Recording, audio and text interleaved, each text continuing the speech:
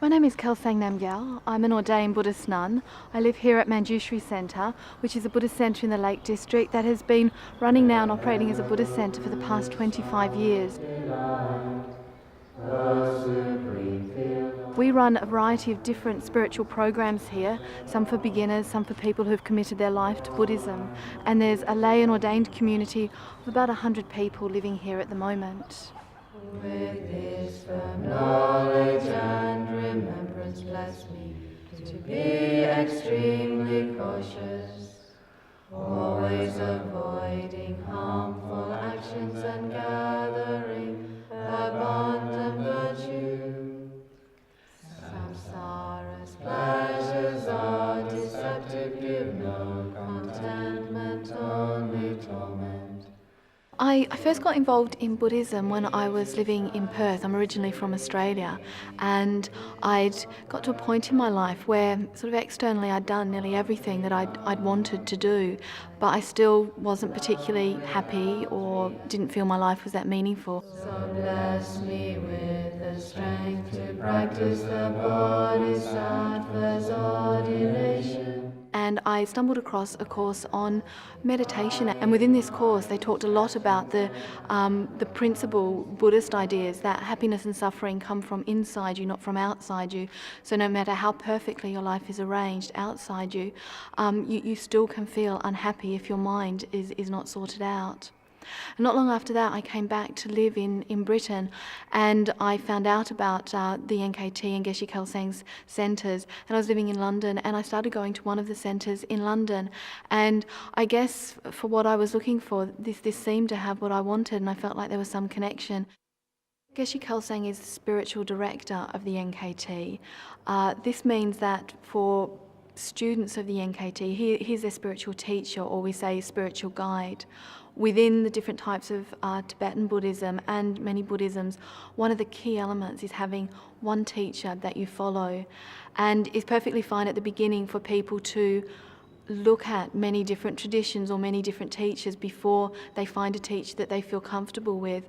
But for a lot of people, and I think myself included, when I came across Geshe Kelsang's teachings and met Geshe Kelsang, I felt like there was some connection. Oh, fearless, great spiritual guide, may you live for a very long time. He is a living example of someone who has compassion, someone who has wisdom, someone who is actually able to help people and pull them out of their suffering. And for us in this way, when we say spiritual teacher, he is then like a role model as well. This is the type of person we're trying to become.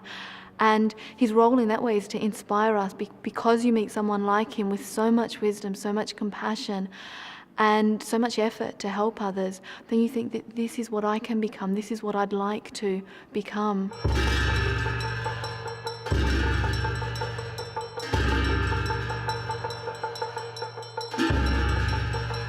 My name is Sam Gyatso, and many years ago I became interested in Buddhism because I felt dissatisfied, very dissatisfied with my ordinary way of life. I felt that by becoming a Buddhist, then I will be able to improve my compassion and be able to be of greater benefit to others. And Geshe Kelsang has given me my spiritual life.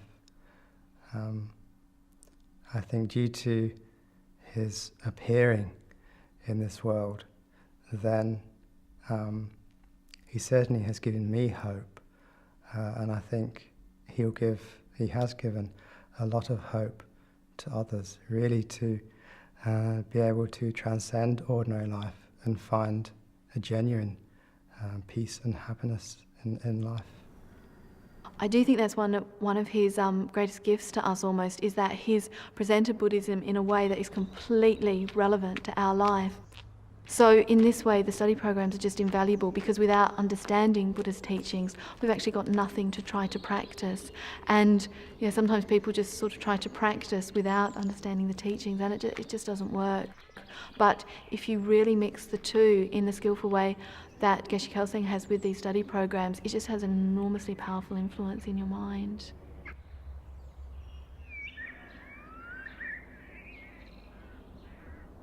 On an ideal day, I would go to a puja or a prayer at 7 o'clock in the morning, and that's my tantric practice from 7 till about 9 o'clock in the morning.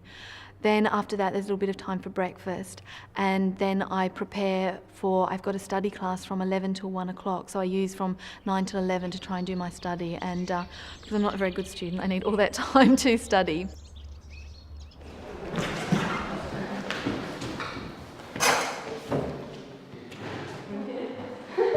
Then we have lunch from 1 till 2, and we always have a communal lunch every day of the week.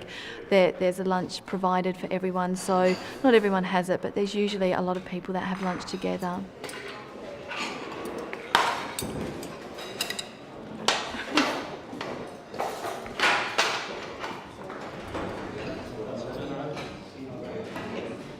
And then for myself, I'm the education program coordinator here. So I work through the afternoon. My job is to administer the spiritual program, so that means anything from finding out why people weren't at the classes that they're signed up for, to doing publicity, to all sorts of different things that are to do with the education side of the running of the centre. Negative this morning, but did she want one from the computer? In the evening there's either a class or a puja, which I try to go to as well.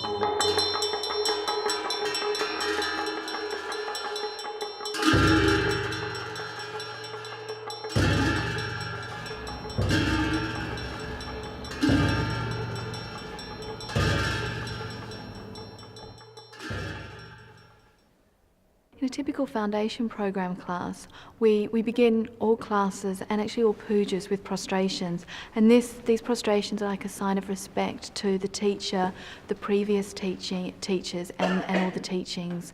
And we do this with all the classes, always begin with prostrations as a sign of respect. We then begin with prayers. The actual class, everyone sits down and does the prayers, and the prayers are to help us generate particular minds, like minds of love, minds of compassion, so to set our motivation in a way that they're ready to do the meditation and to listen to the teachings. I and all sentient beings until we achieve enlightenment.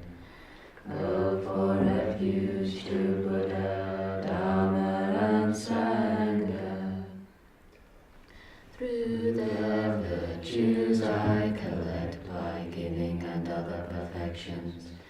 May I become a Buddha for the benefit of all. Then we go into a meditation, and in a class like Foundation Program, we always meditate on something that we've studied in the previous class. This is so that we are taught something, we discuss it, and then we spend some time actually contemplating that to make it a bit firmer and a bit clearer in our mind. From there we go into the actual teaching. So in the class this morning, the teaching from Geshe Kelsang's book, Meaningful to Behold. There are certain mental actions, however, that are not directed outwardly, but instead affect the perpetrator directly. Such mental actions fall into the group known as holding on to wrong and perverted views, and constitute the heaviest and most damaging of all unskillful actions. And Geshe said, we don't have to wait a long time to understand the effect negative actions have on our mind. It may be the full effect will come in a future life or later in this life, but immediately we have a mind of anger, we know. It destroys any joy that's in our mind, any good feeling that we're experiencing. Then from the teaching we go into discussion, so that again people can recall the text, try to remember what they've actually been studying, because one of the biggest challenges, we read it, we think that's great, and then someone says, what did you study? And we've completely forgotten. So we do try to recall or remember the text and then discuss relevant points that we've got, but in a way that makes it practical, that it's not just intellectual. Just creating good causes, that's all we can do. I think that's change it. So what we're doing is putting like positive back into the negative, aren't we? And that's a very positive thing, isn't it? When non-virtue is actually ripening, it actually helps to the non-virtue to ripen, but you can step back from it. And it can be I don't know how to separate those two, because right now, if I get emotional about something, I get emotional, If I get... At the end of the class, we come together, decide a conclusion for what we'll meditate on the next morning, and then just finish by some sort of dedication. Suffering, go in abeyance. So you think that encourages us to do this?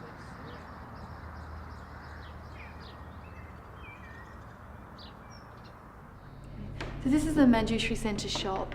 In the shop we sell a lot of different statues and Buddhist pictures.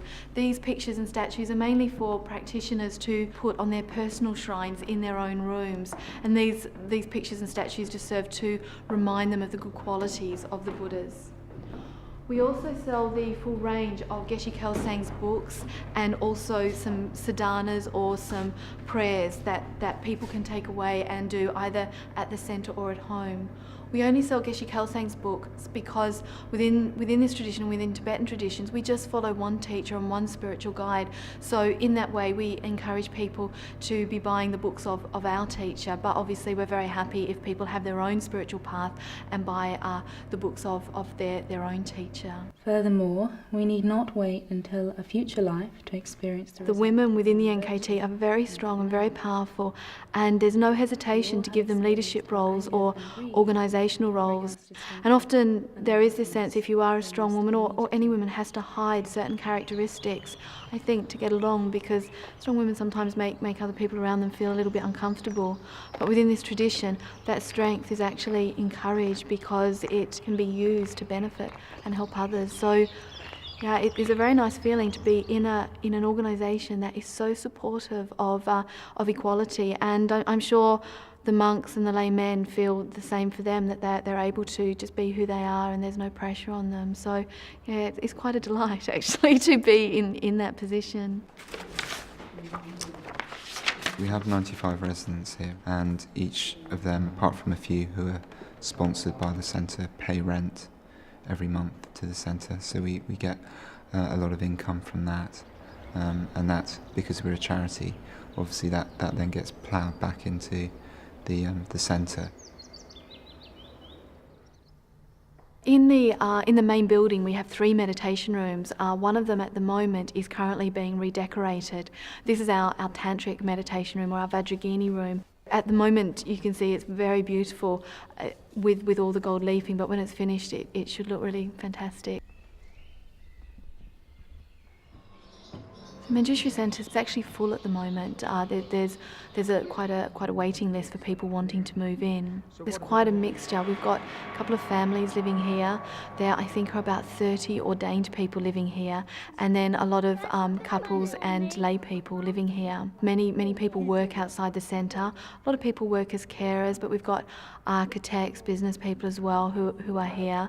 Many people do their work at the centre. So there's quite a variety of things going on. We've got one main building where people live a little bit more communally, and then we've got cottages with sometimes couples living there or families living in them.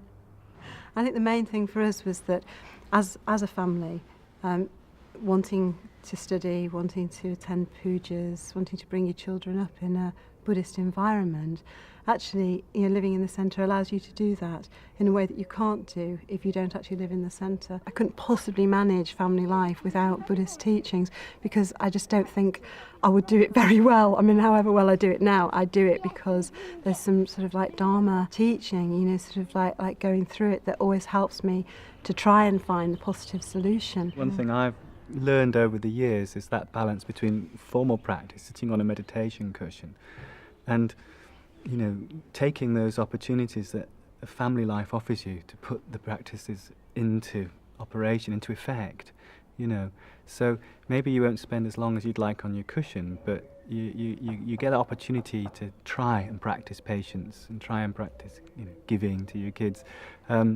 all day long. And there's nothing like children to draw that out of you. So, if opportunities to practice be the food of your spiritual training, then we're full up. We do have a few people living here who are artists. Currently we have people making plaques that will be going to the temple in New York when it's finished. We also have people here who can do tanka paintings and painting Buddhist statues. So that's very helpful, because it means that we have people here that we're able to draw on to help create the shrines and the different environments that we use to practice and study in. In all Buddhist shrines we always put offerings to the Buddhas, and we try to really think that they are actually there in front of us, that this isn't just a statue, or this isn't just to put a picture, but it is actual living Buddha in front of us. And then we make offerings to them. And these can look a little bit strange, but in some ways it's just like if you have a special guest coming to your house, you often will put out special flowers for them, you'll get them special food and drink. And in the same way, we think if the Buddhas are going to come into our temple or into our room, wherever our shrine is, we put out very special things for them to welcome them into our room, welcome them into our place, and create a very special environment for them to be in.